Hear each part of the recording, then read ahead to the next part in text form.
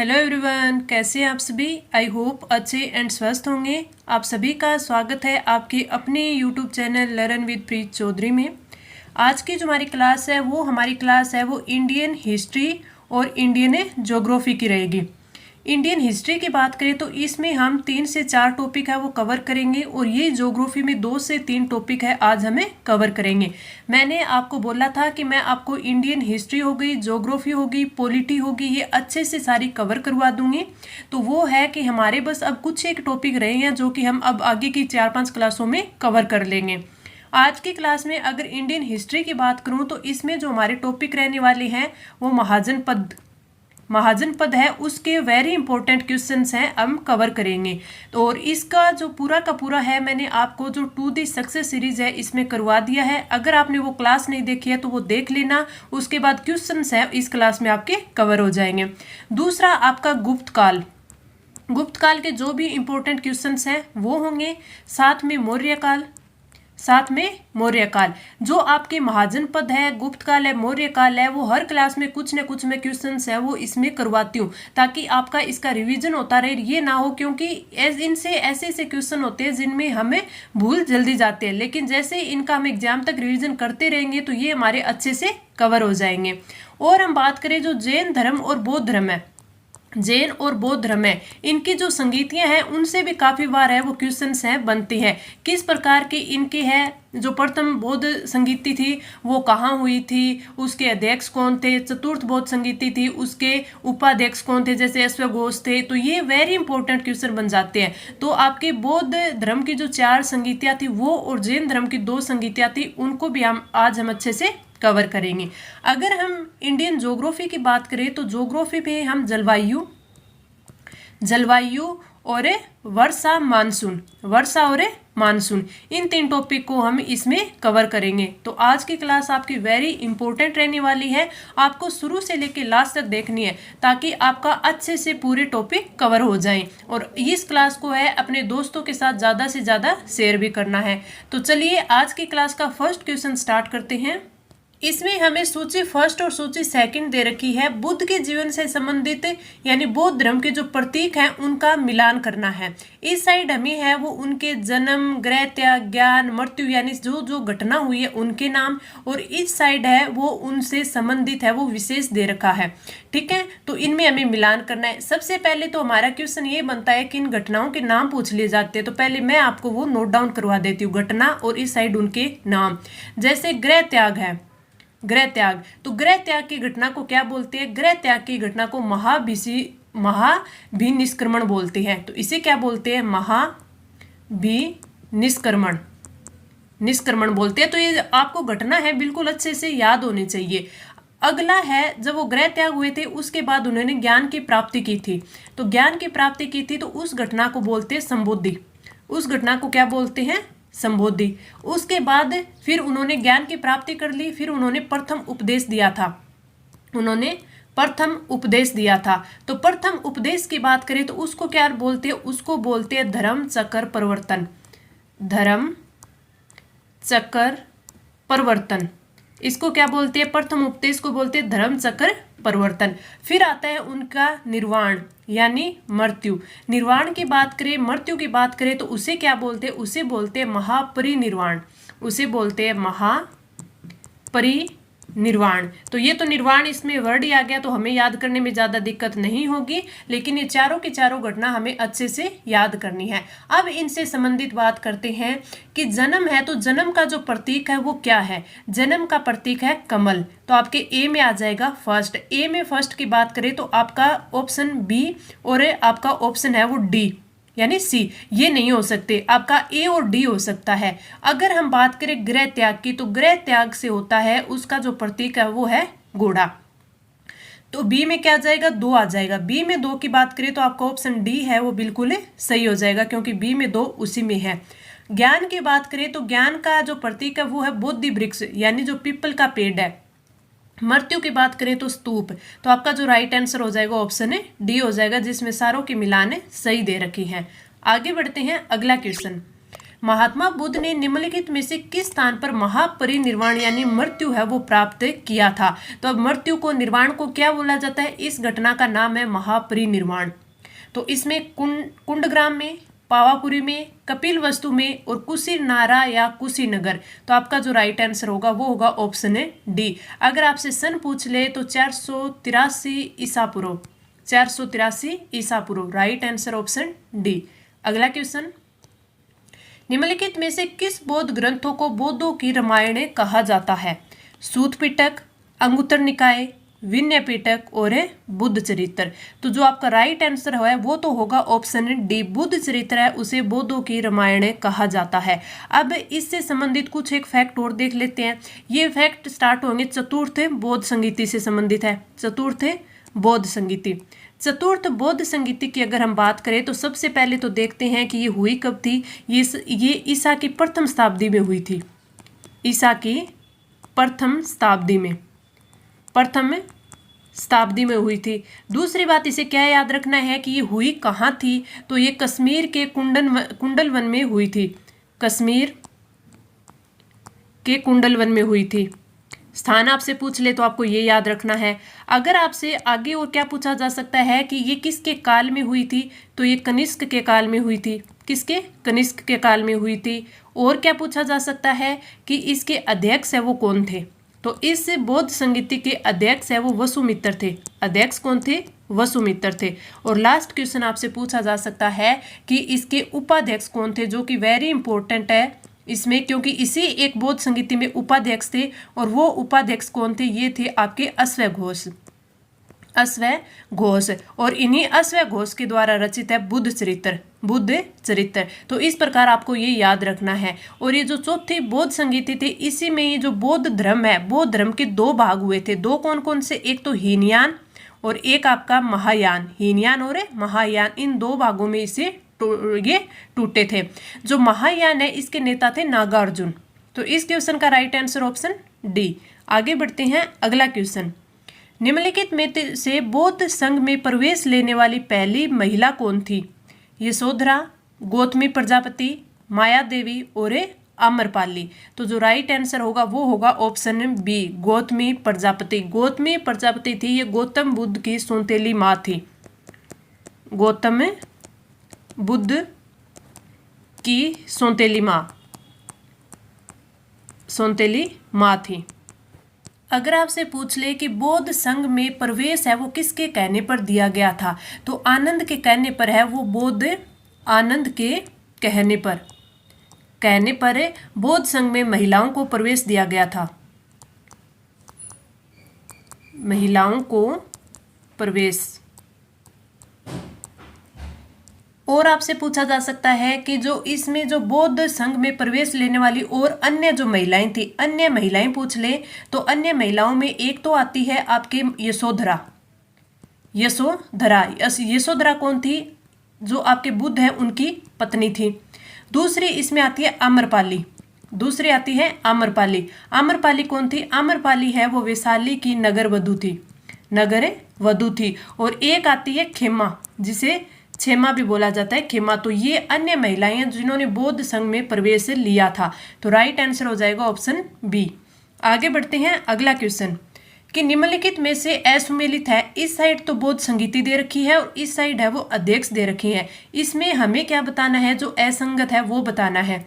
प्रथम बौद्ध संगीति की बात करें तो उसके जो अध्यक्ष थे वो थे पूरन महाकश्यप। और ये हुई कब थी? 483 ईसा पूर्व में हुई थी।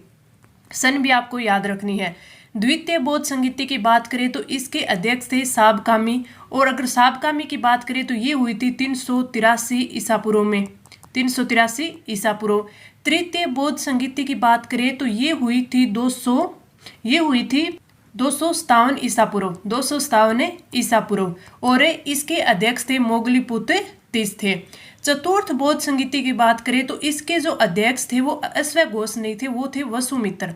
वो कौन थे? वसुमित्र थे, जो कि ईसा की प्रथम शताब्दी में हुआ था। ये कब हुई थी? ईसा की प्रथम शताब्दी। शताब्दी। तो इनका सभी का टाइम पीरियड भी याद रखना है। और इसके चतुर्थ बौद्ध संगीति थी, इसके अध्यक्ष थे वसुमित्र। और अश्वघोष है वो क्या थे, वो उपाध्यक्ष थे। तो ये आपको याद रखना है। तो राइट आंसर हो जाएगा ऑप्शन डी, जो कि असुमेलित दिया हुआ है। आगे बढ़े, अगला क्वेश्चन। अजातशत्रु ने किस गणराज्य के साथ 16 वर्षों तक युद्ध किया? पावा और कुशीनारा के मल के साथ, वैशाली के लिच्छवी के साथ, रामग्राम के बुलिये के साथ और मिथिला के विदेह के साथ। तो आपका जो राइट आंसर होगा वो होगा ऑप्शन बी, वैशाली के जो लिच्छवी थे उनके साथ 16 वर्षों तक युद्ध किया था। कारण क्या था? कारण था 18 लड़ियों का हार, 18 लड़ियों का हार। और दूसरा कारण क्या था? जो शेषनक हाथी था, वो शेषनक नामक हाथी। ये दोनों कारण थे इसके युद्ध के कारण। तो आपको याद रखना है किसके साथ? वैशाली के लिच्छवी के साथ। Right answer option B. आगे बढ़ते हैं, अगला क्वेश्चन। निम्नलिखित में से किसकी पहचान है वो कुसुमपुर से की जाती है? पाटलिपुत्र, पेशावर, अलकापुरी और एक कौशाम्बी। तो जो राइट आंसर होगा वो होगा ऑप्शन ए, पाटलिपुत्र। पाटलिपुत्र की पहचान है वो कुसुमपुर से की जाती है। और ये मगध की राजधानी और उदयन के द्वारा बनाई गई, उदयन के द्वारा। और आप क्या याद रख सकते हैं? ये सोन व गंगा नदी के किनारे, गंगा नदी के किनारे। तो आपका जो राइट आंसर होगा वो होगा आपका ऑप्शन है फर्स्ट। आगे बढ़ते हैं, अगला क्वेश्चन। पाटलिपुत्र मगध की राजधानी है वो किस शासक के शासनकाल में बनाई गई? अजातशत्रु, उदयभद्र, कालाशोक, अनिरुद्ध। अभी जस्ट मैंने पिछले क्वेश्चन में बताया था, इसका right answer option B, Udayabhadra या उदयन। और जो उदयभद्र है या फिर उदयन ये है, ये कौन था? ये जो आपका अजातशत्रु है उसका पुत्र था। अजातशत्रु का पुत्र। तो राइट आंसर ऑप्शन बी। आगे बढ़ते हैं, अगला क्वेश्चन। निम्नलिखित में से किसे श्रेणिक या श्रोणिक के नाम से जाना जाता है? बिंबिसार, अजातशत्रु, शिशुनाग और महापद्म। तो आपका जो राइट आंसर होगा वो होगा ऑप्शन ए, बिंबिसार है उसे श्रोणिक के नाम से जाना जाता है। अजातशत्रु है उसे कुनिष्क के नाम से या कुनिक के नाम से जाना जाता है। पद्मनंद है, इसे अग्रसेन के नाम से या फिर उग्रसेन के नाम से जाना जाता है। Right answer option A. अगला क्वेश्चन है कि निम्नलिखित में से कौन सा प्राचीन जनपद है वो राजस्थान में स्थित था? कंबोज, अवंती, पंचाल और मत्स्य।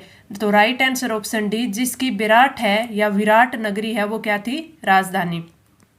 अगर हम बात करें 16 महाजनपद, तो 16 महाजनपद का जो उल्लेख है वो कहाँ मिलता है? ये वैसे तो मैंने आपको हमारी टू दी सक्सेस सीरीज है उसमें पूरा का पूरा अच्छे से याद करवा दिया था।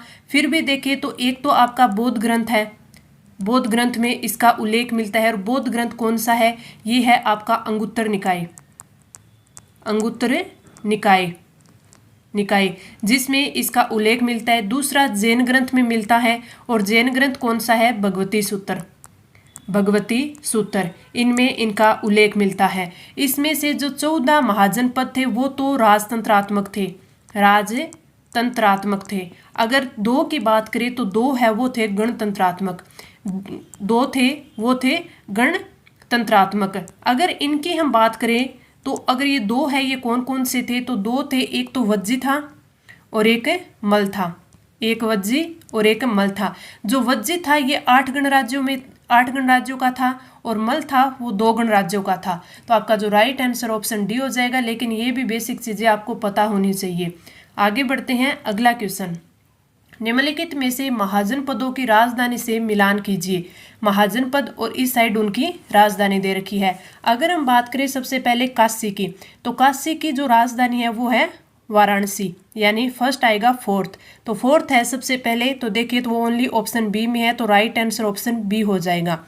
अंग की बात करें तो अंग की राजधानी चंपा। वत्स की बात करें तो वत्स की कौशाम्बी। और वज्जी की बात करें तो वैशाली। और वज्जी क्या था? वज्जी एक गणतंत्रात्मक राज्य था, या महाजनपद था। तो राइट आंसर ऑप्शन बी। आगे बढ़ते हैं अगला क्वेश्चन। निम्नलिखित में से किस विदेशी विद्वान ने चंद्रगुप्त मौर्य को सेंड्रोकोट्स कहा है? स्ट्रेबो, जस्टिन, फिलार्क्स ने व दोनों से। तो यहाँ से हमारे जो मौर्य काल है वो स्टार्ट होता है।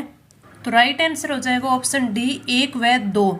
जो स्ट्रेबो और जस्टिन था, दोनों विदेशी विद्वान थे, उन्होंने चंद्रगुप्त मौर्य को सेंड्रोकोटस कहा है। अगर हम बात करें मेगस्थनीज की, तो मेगस्थनीज में क्या दिया हुआ है? जो मेगस्थनीज ने ये कौन था? ये भारत में नियुक्त प्रथम विदेशी राजदूत था। तो ये भारत में नियुक्त प्रथम विदेशी राजदूत था। इसने भी है जो चंद्रगुप्त मौर्य है उसको क्या बोला था? सेंड्रोकोट्स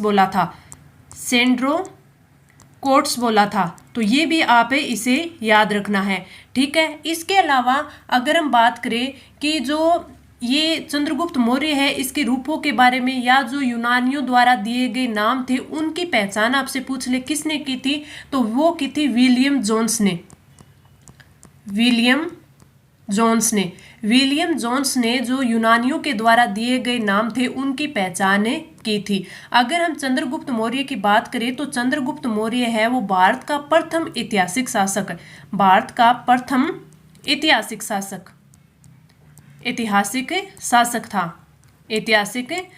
था। इसके अलावा अगर हम बात करें तो जो विदेशी दासता से मुक्त कराने वाला प्रथम शासक भी कौन था? चंद्रगुप्त मौर्य। और मुद्रा राक्षस में चंद्रगुप्त मौर्य को वृषल भी कहा गया है। तो आपसे पूछा जा सकता है कि चंद्रगुप्त मौर्य है उसको वृषल है वो किस में कहा गया है? तो मुद्रा राक्षस में कहा गया है। 3-4 चीजें आप नोट डाउन कर लेना, वेरी इंपॉर्टेंट है। Right answer option D. आगे बढ़ते हैं अगला क्वेश्चन। सीरिया के शासक एंटियोस प्रथम ने अपने राजदूत डायमेक्स को किस मौर्य शासक के दरबार में भेजा था? सम्राट अशोक, चंद्रगुप्त मौर्य, बिंदुसार और दशरथ। तो जो राइट आंसर होगा वो होगा ऑप्शन सी, बिंदुसार। अगर हम बात करें, ये तो थे सीरिया के शासक। तो आपसे पूछा जा सकता है सीरिया के शासक तो कौन थे? एंटियोस प्रथम। जिसने राजदूत भेजा था उसका नाम था डायमेक्स।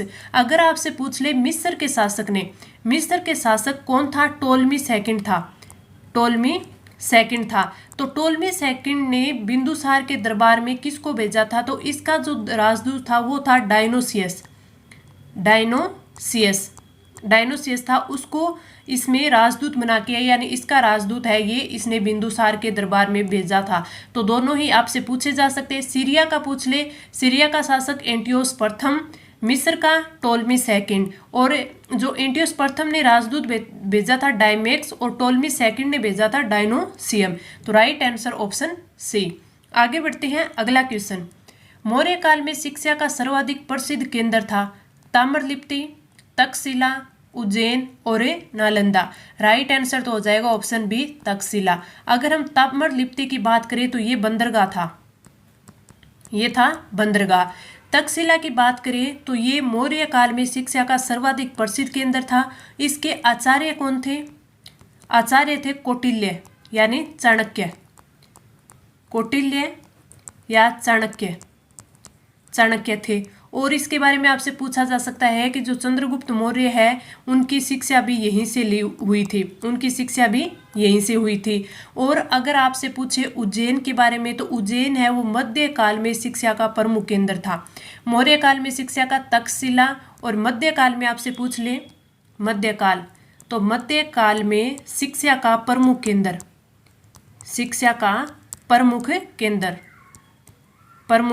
केंद्र वो कौन सा था? उज्जैन था। अगला अगर आपसे पूछे नालंदा, तो नालंदा है वो गुप्त काल में शिक्षा का प्रमुख केंद्र था। तो ये था गुप्त काल में। तो ये आपको सारी चीज याद रखनी है। मौर्य काल में तक्षशिला, मध्यकाल में उज्जैन और गुप्त काल में Nalanda. Right answer option B. आगे बढ़ते हैं अगला क्वेश्चन। अशोक की कलिंग विजय का उल्लेख है वो किस शिलालेख में मिलता है? 12वें शिलालेख, 13वें, 5वें और 14वें शिलालेख में। तो राइट आंसर हो जाएगा वो होगा ऑप्शन बी, 13वें शिलालेख। 13वें शिलालेख में अशोक की कलिंग विजय का उल्लेख है। अगर हम कलिंग विजय की बात करें तो विधिवत राज्याभिषेक 8वें वर्ष में हुआ था। 8वें वर्ष में हुआ था। और 261 ईसा पूर्व 261 ईसा पूर्व में है वो कलिंग विजय हुई थी।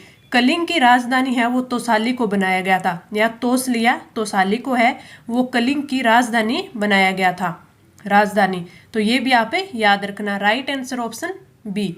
आगे बढ़ते हैं, अगला क्वेश्चन। अशोक के अभिलेखों को सर्वप्रथम विकुटन किया था, यानी किसने पढ़ा था? टी फेंथलर, जेम्स प्रीसेप, विसेंट स्मिथ और जॉन मार्शल। तो राइट आंसर हो जाएगा ऑप्शन बी, जेम्स प्रिंसेप। अगर आपसे पूछ ले कि अशोक के अभिलेखों को सर्वप्रथम पढ़ा किसने था, यानी विकुटन पढ़ा तो था जेम्स प्रिंसेप ने। ठीक है, कब पढ़ा था? 1837 में। और अगर पूछ ले कि पढ़ा था कौन सा अभिलेख, जो दिल्ली शिलालेख आपसे पूछ ले, अभिलेख पूछ ले, तो वो कौन सा था? दिल्ली टोपरा स्तंभ, इसको इसने पढ़ा था। अगर आपसे पूछ ले कि सर्वप्रथम है वो खोज कौन से की या किसने की थी, तो अशोक के अभिलेखों की सर्वप्रथम खोज है वो की थी टी फेंथलर ने। और ये पूछे कि किस अभिलेख या शिलालेख की थी, तो जो दिल्ली मेरठ स्तंभ है, दिल्ली मेरठ स्तंभ है, इसकी इसने खोज की थी। तो अगर पढ़ा पूछ ले तो जेम्स प्रिंसेप ने 1837 में, और किसको? दिल्ली टोपरा स्तंभ को। खोज पूछ ले टी फेंथलर ने की थी, दिल्ली मेरठ स्तंभ की थी। और ये दोनों के दोनों जो स्तंभ लेख है, इनको जो फिरोज शाह तुगलक था वो दिल्ली ले गया, फिर दिल्ली में इसने लगवा दिए थे, दिल्ली में। तो ये भी आप याद रखना। Right answer option B. आगे बढ़ते हैं, अगला क्वेश्चन। मौर्यकालीन प्रशासन में संवाद वाहक को क्या कहा जाता था?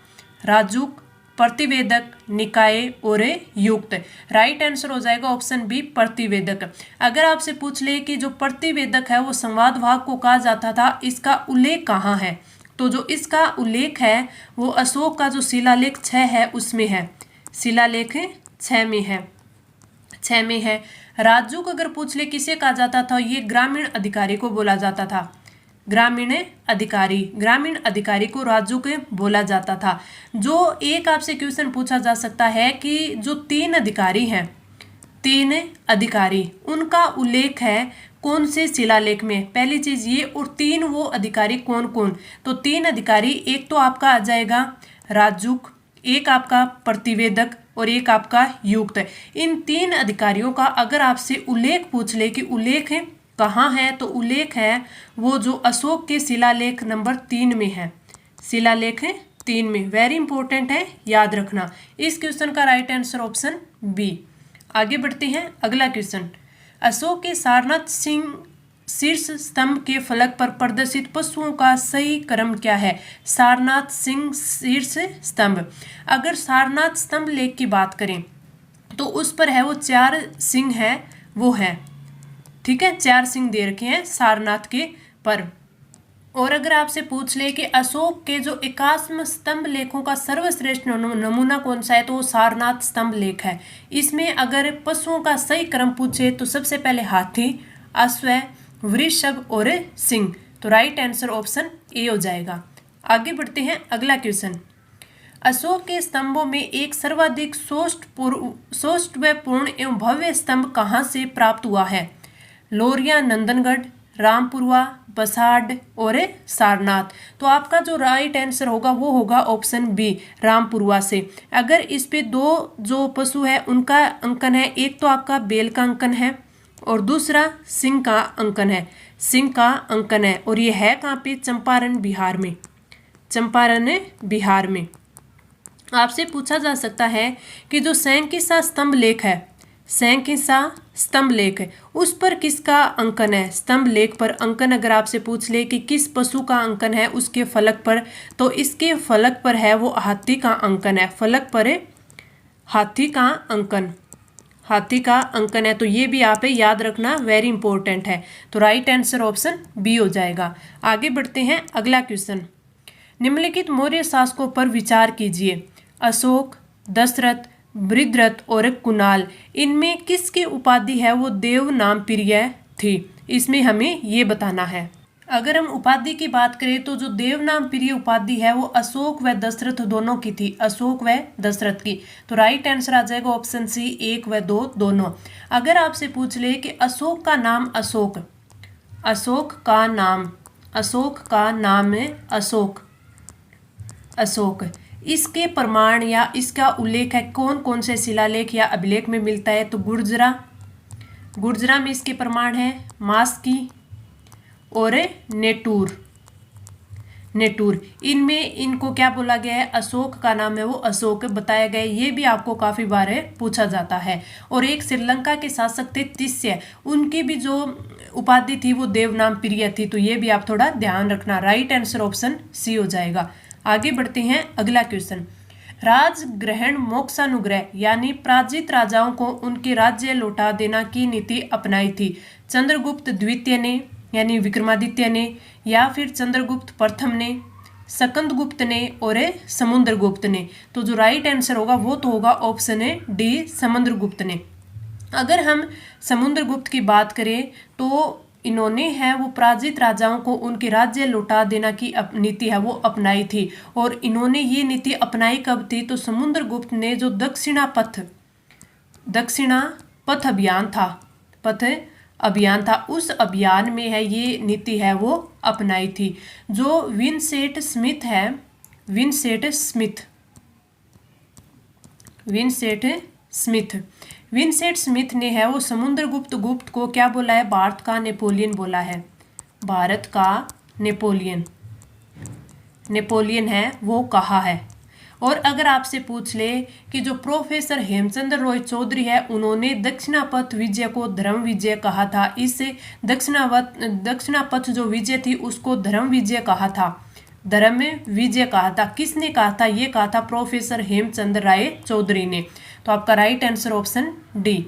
आगे बढ़ते हैं, अगला क्वेश्चन। निम्नलिखित में से समुद्रगुप्त की प्रयाग प्रशस्ति का रचयिता कौन था? हरिसेन, तिलभट्ट, रवि कीर्ति, उपयुक्त में से कोई नहीं। तो राइट आंसर हो जाएगा ऑप्शन ए, हरिसेन। हरिसेन है वो इसका रचयिता था। अगर उत्कीर्ण की बात करें तो उत्कीर्ण करवाया था तिलभट्ट ने। रवि कीर्ति की बात करें तो इनके द्वारा एहोल प्रशस्ति, एहोल प्रशस्ति। और राइट आंसर क्या हो जाएगा? राइट आंसर ऑप्शन ए हो जाएगा। आगे बढ़ते हैं, अगला क्वेश्चन। प्रथम गुप्त शासक जिसने परम भागवत की उपाधि धारण की वह था कुमारगुप्त, श्रीगुप्त, समुद्रगुप्त और चंद्रगुप्त द्वितीय। तो राइट आंसर हो जाएगा ऑप्शन डी, चंद्रगुप्त द्वितीय है, उन्होंने परम भागवत की उपाधि धारण की थी। अगर इनकी और उपाधियों की बात करें तो इनकी साथ में बता देती हूँ। जैसे एक तो ये परम भागवत हो ही गई, परम भागवत। दूसरी की बात करें तो परम भट्टारक, परम भट्टारक। और एक इन्होंने विक्रमादित्य, इन्हें क्या बोला जाता है? विक्रमादित्य, विक्रमादित्य। अगर हम बात करें श्रीगुप्त की तो श्रीगुप्त ने महाराज की उपाधि ली थी, महाराज की उपाधि। और अगर हम बात करें समुद्रगुप्त की तो समुद्रगुप्त को लिच्छवी दोहितर बोला जाता है, लिच्छवी दोहितर, दोहितर। इसके साथ साथ इसे धर्म प्रचार बंधु, धर्म प्रचार बंधु बोला जाता है। इसके साथ साथ ही इसे कविराज भी बोला जाता है। तो राइट आंसर हो जाएगा ऑप्शन डी। आगे बढ़ते हैं, अगला क्वेश्चन। गुप्त साम्राज्य के सबसे बड़े अधिकारी कौन होते थे? कुमारमात्य, पुरपाल, महादंडनायक और महाबलाधिकृत। तो राइट आंसर हो जाएगा ऑप्शन ए, कुमारामात्य। कुमारामात्य है वो गुप्त साम्राज्य के सबसे बड़े अधिकारी होते थे। जिस प्रकार आज के ज़माने में हमारे जो प्रशासनिक अधिकारी आईएएस होता है उसी प्रकार सबसे बड़ा अधिकारी कुमारामात्य होता था। अगर हम महादंडनायक की बात करें तो ये मुख्य न्यायाधीश, ये मुख्य न्यायाधीश के समान जो आज हमारे मुख्य न्यायाधीश होते हैं उसी प्रकार ये महादंडनायक होते थे। महाबलाधिकृत की बात करें तो ये सेनापति होता था, सेनापति होता था। तो राइट आंसर क्या हो जाएगा? ऑप्शन ए हो जाएगा। आगे बढ़ते हैं, अगला क्वेश्चन। निम्न में से कौन से अजंता की गुफा गुप्त काल की नहीं मानी जाती? गुफा संख्या 16, 18, 17 और 19। तो राइट आंसर हो जाएगा ऑप्शन बी, गुफा संख्या 18 है वो गुप्त काल की नहीं मानी जाती। अगर हम बात करें तो सर्वाधिक चित्र आपसे पूछ ले किस गुफा में, तो गुफा नंबर 17 में सर्वाधिक चित्र, यानी चित्रशाला मानो चित्र। ठीक है, और आपसे क्या पूछा जा सकता है, और आपसे पूछा जा सकता है कि कुल गुफा कितनी थी, तो कुल गुफा है ये 29। और अगर इनका आकार पूछ ले, अगर आकार पूछ ले तो घोड़े की नाल की आकार, घोड़े की नाल के समान। ठीक है, और आपसे क्या पूछा जा सकता है, जो कि अजंता की गुफा है, अजंता एलोरा गुफाएं हैं, ये कहाँ पर है, औरंगाबाद महाराष्ट्र में है। इनकी खोज है वो कब हुई थी, खोज इनकी हुई थी 1819 ईस्वी में। खोज किसने की थी, अलेक्जेंडर और विलियम एरिक्सन ने की थी। तो आपका जो राइट आंसर हो जाएगा ऑप्शन बी। अगला क्वेश्चन, सम्राट हर्षवर्धन ने अपनी राजधानी थानेश्वर से कहाँ स्थानांतरित की थी, राजगृह, दिल्ली, कन्नौज और Prayag. Right answer option C, Kannauj में। और ये कन्नौज की जो राजगद्दी है उसमें जो ये हर्षवर्धन है ये अपनी बहन जो राज्यश्री है उसके साथ बैठता था, राज्यश्री के साथ बैठता था। Right answer option C. आगे बढ़े, अगला क्वेश्चन, हर्षवर्धन को बौद्ध धर्म की ओर किसने उन्मुख किया, दिवाकर मित्र ने, थेर नागसेन ने, हेनसांग ने और भिक्षु महाकश्यप ने। तो जो राइट आंसर होगा वो होगा ऑप्शन सी, हेनसांग ने किया था। और जो ये हेनसांग है ये पूर्णतः बौद्ध हो गया था, पूर्णतः बौद्ध हो गया। अगर आपसे पूछ ले कि जो हर्षवर्धन है उसने बाद में बौद्ध धर्म अपनाया था, लेकिन हर्ष का जो प्रारंभिक धर्म है वो कौन सा था, हर्षवर्धन का प्रारंभिक धर्म है वो कौन सा था, तो हर्षवर्धन का प्रारंभिक धर्म है वो शैव धर्म था। कौन सा, शैव धर्म। तो राइट आंसर क्या हो जाएगा, ऑप्शन ए सी हो जाएगा। अगर आपसे पूछ लें कि हर्षवर्धन ने अपनी बहन राज्यश्री को खोजा था, तो जो दिवाकर मित्र है उसकी सहायता से खोजा था। तो बाई चांस ऐसा भी कुछ पूछे तो आपको पता हो। Right answer option C. आगे बढ़ते हैं, अगला क्वेश्चन, हर्षवर्धन ने कौन सी उपाधि धारण की थी, परम सौगात, परम भट्टारक, परम भागवत और परमादित्य भक्त। तो राइट आंसर हो जाएगा ऑप्शन बी, परम भट्टारक। अगर आपसे और पूछ ले कि हर्षवर्धन की और कौन सी उपाधियां थी, तो आप याद रखना महाराजा धीराज। इसके अलावा अगर आपसे पूछे तो इसके अलावा एक इसकी है सकलोत्तरापथ नाथ, ये भी इसकी एक उपाधि है। इसके अलावा इसे साहित्यकार सम्राट भी कहा जाता। और इसके अलावा काव्य का हर्ष। इन्होंने 3 नाटक लिखे थे, वो तो आप सभी को पता ही होगा। एक तो इनका नाटक था नागानंद, इसके अलावा रत्नावली और तीसरा कौन सा था, प्रियदर्शिका। ये इसके 3 नाटक थे। इस क्वेश्चन का राइट आंसर हो जाएगा ऑप्शन बी। आगे बढ़ते हैं, अगला क्वेश्चन, निम्न में से हर्षवर्धन की रचना नहीं है, हर्षरित, नागानंद, प्रियदर्शिका और रत्नावली। अगर हम राइट आंसर की बात करें तो ऑप्शन ए है, जो हरिश्चरित्र है ये किसकी है, बाणभट्ट की है, ये है बाणभट्ट की। तो राइट आंसर हो जाएगा ऑप्शन ए। अगर हम बात करें कि बाणभट्ट की जो हरिश्चरित्र है इसमें क्या चीज़ है, इसमें जो हर्षवर्धन का जो राजनीतिक जीवन के बारे में इसमें लिखा गया है। अगर आपसे पूछ ले कि जो हर्ष के सामाजिक और धार्मिक जीवन के बारे में कौन सी पुस्तक लिखी गई है, सामाजिक व धार्मिक जीवन, तो इसकी बात करें तो इसमें ये कादम्बरी में लिखा गया। और कादम्बरी के भी रचनाकार कौन है, बाणभट्ट है। जो हेनसांग है उसने हर्ष को पंच भारत स्वामी कहा था, पंच भारत स्वामी। क्यों, क्योंकि पंच भारत विजय का उल्लेख है इसने किया था। तो आपका जो राइट आंसर हो जाएगा वो हो जाएगा ऑप्शन ए। आगे बढ़ते हैं, अगला क्वेश्चन, हर्षवर्धन की किस सभा को मोक्ष परिषद भी कहा जाता था, कन्नौज सभा, प्रयाग सभा, इलाहाबाद सभा और नालंदा सभा। Right answer option B, Prayag सभा। हर्षवर्धन है इसको भारत का दानवीर कर्ण भी कहा जाता है, भारत का यानी प्राचीन भारत का दानवीर कर्ण भी कहा जाता है। अगर हम बात करें हर्षवर्धन की, तो जो ये प्रयाग सभा है, प्रयाग महामोक्ष परिषद थी जिसे बोला जाता था, तो ये हर्ष है वो प्रत्येक 5वें वर्ष में इसका आयोजन है वो करता था। और किसके लिए करता था? दान करने हेतु करता था। अगर आपसे पूछ ले कि हेनसांग है वो कौन सी जो आपकी मोक्ष परिषद थी जिसमें शामिल हुआ था, तो जो छठी मोक्ष परिषद थी, महामोक्ष या मोक्ष परिषद थी, उसमें है वो हेनसांग है वो शामिल हुआ था। Right answer option B. अगला क्वेश्चन, हेनसांग के समय नालंदा विश्वविद्यालय का कुलपति कौन था? चाणक्य, कुमारगुप्त प्रथम, शीलभद्र और उपयुक्त में से कोई नहीं। Right answer option C, Shilabhadra है वो नालंदा विश्वविद्यालय का कुलपति था। आगे बढ़ते हैं, अगला क्वेश्चन, भारत में किस प्रकार की जलवायु पाई जाती है? शीतोष्ण कटिबंधीय जलवायु, उष्ण कटिबंधीय मानसूनी जलवायु, शीत कटिबंधीय जलवायु और इनमें से कोई नहीं। तो यहाँ से हमारी इंडियन ज्योग्राफी स्टार्ट होती है और इसका जो राइट आंसर होगा ऑप्शन बी, उष्ण कटिबंधीय मानसूनी जलवायु। भारत की जलवायु है वो उष्ण कटिबंधीय मानसूनी जलवायु है, तो राइट आंसर ऑप्शन बी। आगे बढ़ते हैं, अगला क्वेश्चन, भारत में मानसूनी जलवायु की प्रमुख विशेषता है? मूसलाधार एवं पर्वतीय वर्षा, मूसलाधार एवं चक्रवातीय वर्षा, मूसलाधार एवं सैवानीय वर्षा और वायु की दिशा में मौसमी परिवर्तन। तो राइट आंसर होगा ऑप्शन डी, भारत में मानसूनी जलवायु की प्रमुख विशेषता है वायु की दिशा में मौसमी परिवर्तन। आगे बढ़ते हैं, अगला क्वेश्चन, अक्टूबर और नवंबर के महीनों में वर्षा है वो किस स्थान पर अधिक होती है?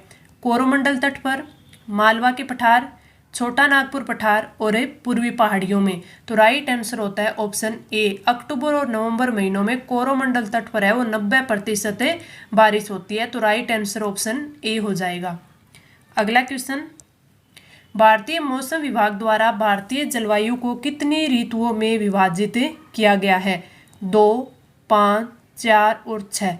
राइट आंसर ऑप्शन सी, 4 ऋतुओं में विभाजित किया गया है। 4 कौन कौन सी? शीतकाल, ग्रीष्मकाल, वर्षा काल और शरद काल। तो राइट आंसर क्या हो जाएगा? ऑप्शन है सी।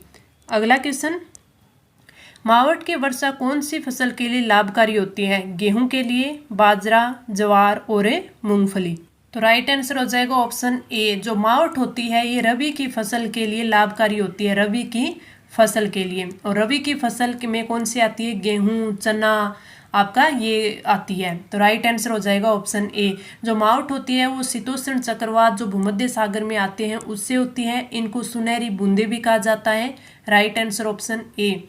आगे बढ़ते हैं, अगला क्वेश्चन, शीतकालीन मानसून के कारण भारत में वर्षा होती है गुजरात में, केरल में, मध्य प्रदेश में और तमिलनाडु में। तो राइट आंसर हो जाएगा ऑप्शन डी, शीतकालीन मौसम यानी मानसून यानी लौटता हुआ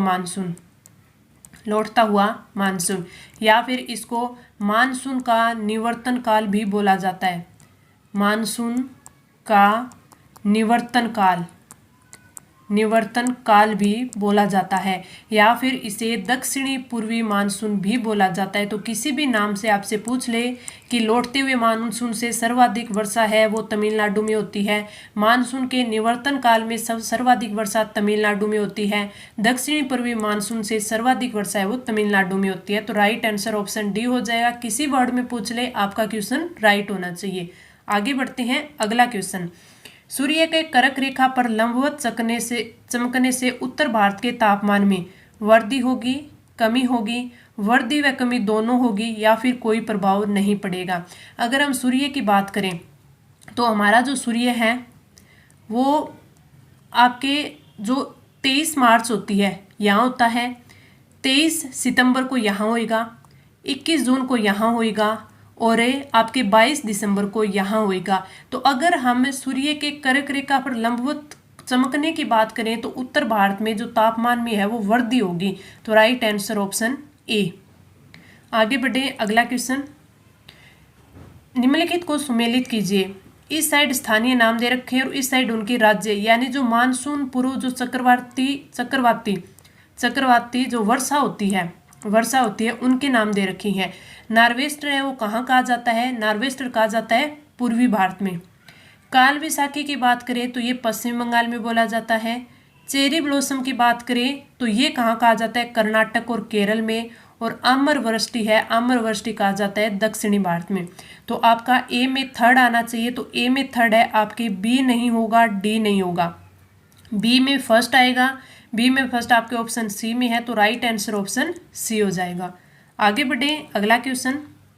भारत में ग्रीष्मकालीन मानसून की सामान्यतः दिशा है दक्षिण पश्चिम से दक्षिण पूर्व, दक्षिण से उत्तर पश्चिम, दक्षिण पश्चिम से उत्तर पूर्व और उत्तर पश्चिम से दक्षिण पूर्व।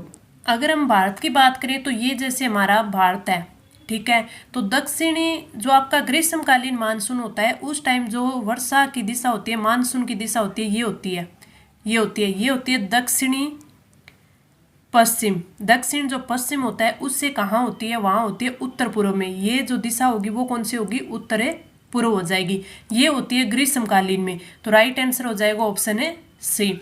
अगर हम बात करें किसकी, आपके शीतकालीन के, शीतकाल में जो इसकी दिशा होती है वो ये होती है, दिशा ये होती है, ये कब होती है, शीतकाल में, शीतकाल में। तो शीतकाल में कौन सी हो जाएगी, उत्तर पूर्व से दक्षिण पश्चिम, तो उत्तर पूर्व से दक्षिण पश्चिम। और इसमें हमें पूछा है ग्रीष्मकालीन, तो राइट आंसर ऑप्शन सी। आगे बढ़े, अगला क्वेश्चन। अरब सागर शाखा से सबसे पहले वर्षा कहाँ होगी, पूर्वी घाट के पूर्वी ढाल में, पश्चिमी घाट के पश्चिमी ढाल में, पश्चिमी घाट के पूर्वी ढाल में और पूर्वी घाट के पश्चिमी ढाल में। तो राइट आंसर है वो क्या होना चाहिए, देखिए ये जैसे हमारा भारत है, ठीक है, भारत का जो अरब सागर है, तो यहाँ से अगर बारिश होगी, यहाँ से बारिश होगी तो इसकी दिशा ये होगी, इसकी दिशा ये होगी। तो यहाँ पर क्या है, ये जो आपका घाट है पश्चिमी घाट, तो पश्चिमी घाट के जो पश्चिम ढाल है वहां पर है वो वर्षा पहले होगी, सबसे पहले। तो राइट आंसर क्या आ जाएगा, पश्चिमी घाट के पश्चिमी ढाल पर राइट आंसर ऑप्शन बी हो जाएगा। इस प्रकार थोड़ा सा माइंड में है ये मैप बनाइए और उससे है वो क्वेश्चंस को आराम से देखिए कि हाँ ये किस हिसाब से सही बैठेगा, जिससे आप समझ के क्वेश्चन करोगे तो आपका बिल्कुल सही होगा। आगे बढ़ते हैं, अगला क्वेश्चन। दक्षिणी पश्चिम मानसून निम्नलिखित में से किस प्रदेश में सर्वप्रथम प्रवेश करता है, तमिलनाडु, गोवा, कर्नाटक और केरल। अगर हमारे यहाँ पे दक्षिणी भारत की बात करें तो सबसे पहले जो प्रवेश करता है यहाँ पर करता है, सबसे पहले प्रवेश है वो यहाँ पे करता है दक्षिणी पश्चिम मानसून, और यहाँ पे क्या है, केरल, केरल। तो राइट आंसर क्या हो जाएगा, राइट आंसर हो जाएगा आपका ऑप्शन है डी। यहाँ पे 1 जून को है वो मानसून है वो प्रवेश करता है, और वैसे सबसे पहले है वो अंडमान निकोबार में 25 मई को मानसून है वो प्रवेश कर जाता है। तो राइट आंसर हो जाएगा ऑप्शन डी। आगे बढ़े, अगला क्वेश्चन। मानसून का प्रत्यावर्तन काल कौन सा है, नवंबर से दिसंबर, जनवरी से फरवरी, सितंबर से अक्टूबर और मार्च से जून। तो आपका जो राइट आंसर होगा वो होगा आपका ऑप्शन सी, सितंबर से अक्टूबर, जिसे क्या बोलते हैं, लौटता हुआ मानसून, लौटता हुआ मानसून। मैंने पीछे क्वेश्चन में बताया था, चाहे आपको मानसून का प्रत्यावर्तन काल कह दे, लौटता हुआ मानसून कह दे, या फिर आपको क्या बोल दे, दक्षिणी पश्चिमी मानसून बोल दे, कोई भी नाम पूछ ले आपसे बोल दे, लेकिन आपको याद क्या करना है कि इसे ही कहते हैं। तो ये कब होता है, सितंबर से अक्टूबर में। Right answer option C. ये मैंने आपको 43 इंपॉर्टेंट क्वेश्चन करवाए हैं, जिसमें इंडिया हिस्ट्री और इंडिया ज्योग्राफी के वेरी इंपॉर्टेंट क्वेश्चन थे। क्लास कैसी लगी कमेंट करके ज़रूर बताना, अपने दोस्तों के साथ है वो शेयर ज़रूर करना, ताकि क्लास है वो ज़्यादा से ज़्यादा बच्चों के पास पहुँचे। तो चलिए मिलते हैं अब अगली क्लास में, और तब तक के लिए धन्यवाद।